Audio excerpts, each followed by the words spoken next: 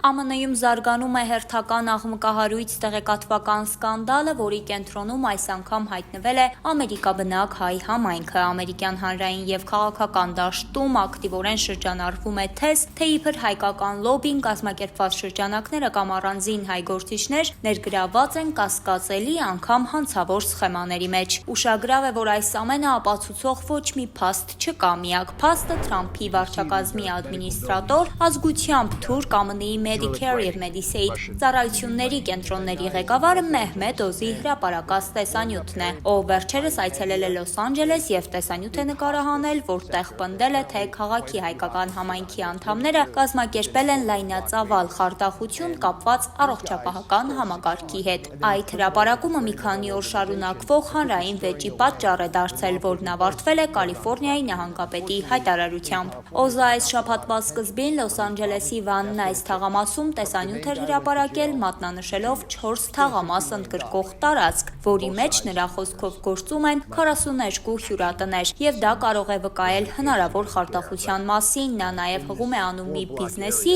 որը իր պնդմամբ եղել է $16 միլիոն չափով խարդախ սխեմայի մաս։ Թեև Օզը հայտարարել է, որ նկատի ուներ մոտակայքում նախկինում գործող մի հյուրատուն, որի սեփականատերը դատապարտվել էր բժշկական խարդախության համար, նա տեսանյութում իր ուշադրությունը կենտրոնացրել է հարևան հացի խանութի վրա, դրա հայկական գրությամբ ցուցանակը ներկայացնելով որպես ապացույց, թե իբր բիզնեսը կապ ունի հայկական մաֆիայի հետ։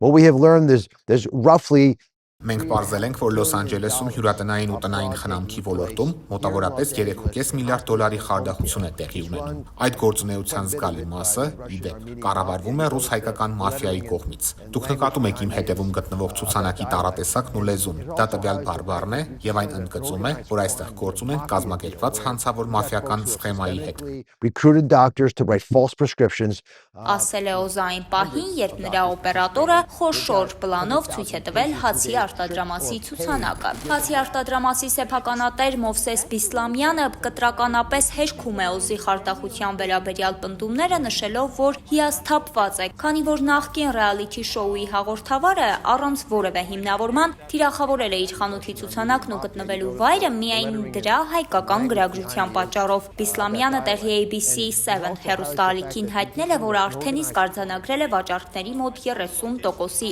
անկում և այժմ վախենում է շարունակել իր բիզնես գործունեությունը։ Օզը ամերիկաբնակ թուրք է և ունի կապեր Թուրքիայի նախագահ Ռեջեփ Թայիփ Էրդողանի հետ։ Նա նաև մեղադրվում է Հայոց ցեղասպանությունը ժխտելու մեջ։ Այդ պատճառով Փենսիլվանիայում ամերիկահայ ընտրողները կարևոր դեր են խաղացել նրա պարտության հարցում 2022 թվականի ԱՄՆ Սենատի լարված ընտրապայքարում, որի ընթացքում Օզը հրաժարվել էր ճանաչել 1915 թվականի հայերի զանգվածային կոտորածները։ Կալիֆոռնիայի նահանգապետ Գևին Նյուսոմի մամուլի ծառայությունը նույնպես արձագանքել է հնարավոր թաքնված շարժառիթների վերաբերյալ մտահոգություններին, հայտարարելով, որ ինքը ուսումնասիրում է Օզի կողմից արված ռասայական ենթատեքստ ունեցող հայտարարությունների մասին հաղորդումները և լուրջ է վերաբերվում այդ մեղադրանքներին, հաշվի առնելով պատմական զգայունությունները։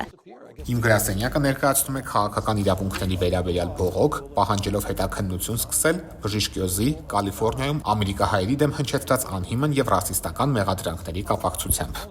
Հայտարարել է Նյուսոմը։ Ուշագրավ է, որ այս ամբողջ իրադարձությունները տեղի են ունենում ԱՄՆ փոխնախագահ Վենսի այցից ընդամենը մի քանի շաբաթ առաջ, ինչը այս ամենին ավելացնում է նաև աշխարհաքաղաքական բաղադրիչ։ Հայաստանի ղեկավարությունը սակայն չի արձագանքում այս ամենին, մինչդեռ Կալիֆոռնիայի նահանգապետը շտապել է մեղադրել Օզին։ Քնարիկ Սահակյան, Օրագիր Նյուզ։